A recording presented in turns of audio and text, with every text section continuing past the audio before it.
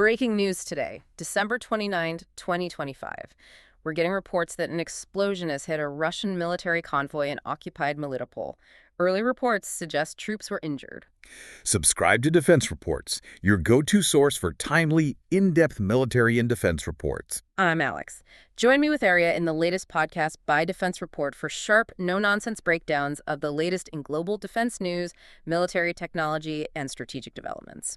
And today we're going to cover something that connects directly to that headline. We're talking about a fundamental shift in how this war is being fought. It's no longer just about front lines. If you looked at the headlines today, whether it's about that convoy in Melitopol or a high-value radar station vaporized in Crimea, you're looking at a conflict that has, well, it's fundamentally shifted. The battlefield isn't linear anymore. No, it's a global three-dimensional network. And a huge part of that shift is down to the work of Ukraine's main Directorate of Intelligence, the HUR. So our mission today is to unpack this new reality for you. We're going to examine how technology, and specifically technological asymmetry, has completely redefined what national security even means in this conflict. Exactly. Our sources on HUR's activities in 2025 show that this is no longer just a military intelligence agency in the classical sense. It's something more. Much more. It's become a dynamic, global, asymmetric force. The operations stretch far beyond the immediate front, and they're blurring the lines between spycraft, kinetic action, diplomacy, and even rapid humanitarian response. From deep strikes that hit thousands of kilometers away to delicate global evacuations in war zones where few others dare to tread, what does this portfolio reveal about where the war is going? It reveals that the conflict is, at its core, a war of innovation and ingenuity, the side that can develop and deploy new tech faster. That's the side that wins key battles, regardless of conventional strength. Okay, let's unpack this by starting right there with the innovation, active operations. Because in 2025, we saw a critical evolutionary leap. A huge leap. HUR went from being a consumer of technology, asking allies for equipment, to a really agile developer and a live testing ground for cutting-edge military tech. And that point can't be overstated, right? They're compressing an R&D cycle that usually takes years down to just months. Driven by necessity, exactly. And the most dramatic illustration of this has to be the maritime drone family. We know the variants, the V5 ship killer, the V6P, the V7 missile carrier. But that event on May 2nd near Novorossiysk, the implication of that is just staggering. That was truly a historic first.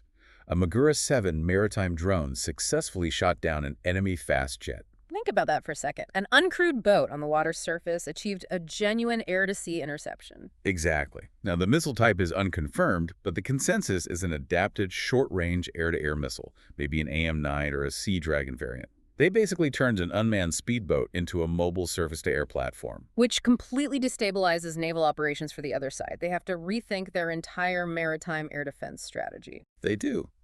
And the result of this technological edge is that Russia's so-called safe hinterland has dramatically shrunk. Which translates into successful deep strikes against their most valuable assets. Exactly. Just look at the strikes in Crimea late in 2025, hitting targets hundreds of kilometers from the front.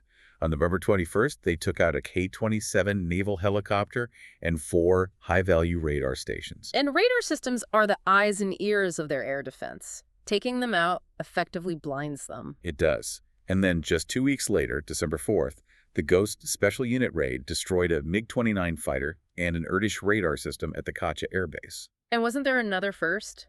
The B-12 amphibious aircraft? Yes, in September. The first ever destruction of a B-12 Chaika. This isn't just attrition, it's the selective dismantling of high-value capabilities. This pressure extends to the maritime domain too, right? We're not just talking of the big naval bases. Not at all. The August 28th hit on a Buyanem-class ship in the Azov Sea is a perfect example. And why does that specific ship matter so much? Well, the Buyanem is a modern corvette. It's one of the few platforms they have that can launch Kaliber cruise missiles from the relative safety of the Azov Sea. Disabling that degrades their long-range strike capacity. So every hit has a strategic ripple effect. It does. The hit on a vessel off Novorossiysk in September just reinforces the message. Nowhere in the Black Sea is truly safe for their fleet. So if we zoom out a little, this high-tech capability doesn't operate in a vacuum. It's backed by a global diplomatic and influence operation, and this is where HUR really expands its reach. This is what I find fascinating, is how intelligence collection is now explicitly merged with humanitarian and diplomatic functions. Exposing strategic influence has become a core intelligence weapon. Okay, give us an example. Let's look at the South Caucasus. In July, HUR publicly disclosed Kremlin efforts to reinforce its military base in Gyumri, Armenia. So not just gathering data, but publishing it. Right. It wasn't just raw data. It was a strategic warning. It raised diplomatic pressure on regional countries that might feel threatened by an increased Russian military footprint. And we see this disclosure model being used in Africa, too, where Russia is engaging in what you could call hybrid expansion. We could. The sources show HUR exposed how they use seemingly civilian projects, infrastructure, sports, educational programs, even the Orthodox Church, for long-term geopolitical leverage. It's about establishing soft power penetration points. That mature over a decade, yeah.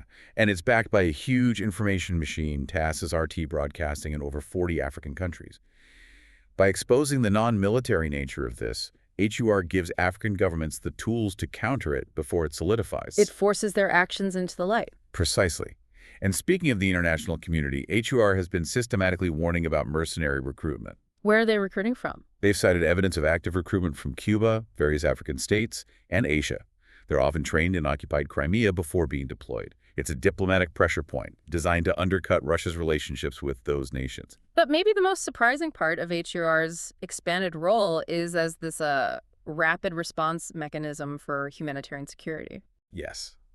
They aren't just collection specialists. They are actively operating as rescuers in high-risk zones, globally. And the complexity of these missions is immense. I mean, look at the list from 2025. You have the extraction of nationals from the Al-Raj camp in Syria in April. Then the huge multinational evacuation from Israel in June. Yeah. They got out 176 people. Including citizens of the U.S., Moldova, Latvia, Estonia.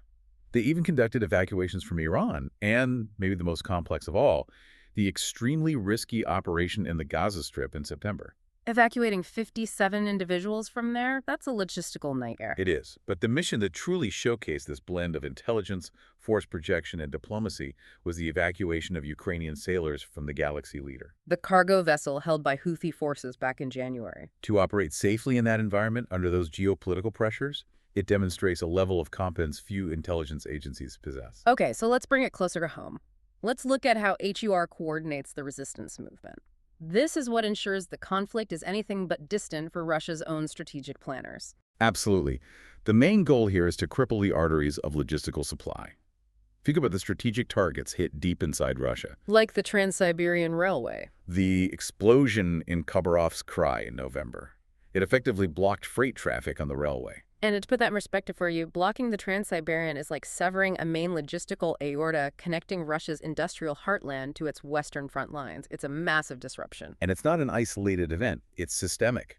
We saw the same strategy applied to energy targets, like the operation on October 31st that disabled the Convoy petroleum products pipeline. These are high-value targets because they're difficult and, more importantly, slow to repair. And this systemic pressure brings us right back to the strategic nexus of Melitopol. The city in the headlines today, it's not just another town, it's the gateway to the Crimea, a crucial railway and highway crossing point. And the local resistance, coordinated by HUR, ensures this logistics node in occupied Zaporizhia Oblast remains perpetually disrupted. The industrial zone there is a designated high-value target for a reason. So strikes like the one that blew up a military train near Yakimivka in May. They're all part of this consistent effort to cripple the southern grouping of forces. But if we're going to talk about Melitopol, we have to acknowledge the heavy cost of this resistance and the brutal counter-efforts. Russia is cracking down ruthlessly On any internal dissent, the sources detail the astonishingly harsh sentences against administrators of pro-Ukrainian telegram channels from that very city. I saw those names. Maxim Rybchev, Vladislav Hershon, Hergil Dachenko, Yana Suvorova. Getting 14 to 16 years in maximum security penal colonies, accused of espionage. That severity, it shows just how much they fear decentralized information warfare. It's an attempt to instill paralyzing fear. And this repression is widespread. In 2025 alone, a record 4,018 people were added to Russia's terrorists extremist registry. Wow. And what's really chilling is the sharp twofold increase in the number of minors on that list. We also saw lethal incidents during FSB arrests of alleged Ukrainian operatives, marking the 74th and 75th fatal arrests since the war began. So we've covered the innovation, the global network, and the cost of resistance. Let's pivot to accountability. This seems to run on two tracks: punishment for war crimes and the tireless work of repatriation. The policy is one of unavoidable punishment for war crimes and treason, regardless of borders or rank, and it's being enforced with increasing precision. We've seen examples of this targeted justice designed to send a deterrent message. Yes, like the elimination of key military figures, Sergei Melnikov back in January, and collaborators like Mikhailo Pavlovich Ritsai, who was shot dead in occupied Berdyansk in June. So the message is that service to the adversary will have consequences, no matter where you are. That's the idea. And beyond the kinetic strikes, HUR plays a crucial, quieter role in non-kinetic accountability. They identify and provide evidence against war criminals. Their information was crucial in the incrimination of 5 members involved in the Bucha executions back in 2022, for example. Intelligence as a tool for justice. And this hard accountability is balanced by the vital humanitarian work of the coordinating headquarters. The numbers are incredible. Over 4 years of full-scale war, they've returned over 6,200 Ukrainian citizens from captivity. It is a persistent struggle for every single life. But those repatriation figures also contain a really tragic measure of the human cost. They do.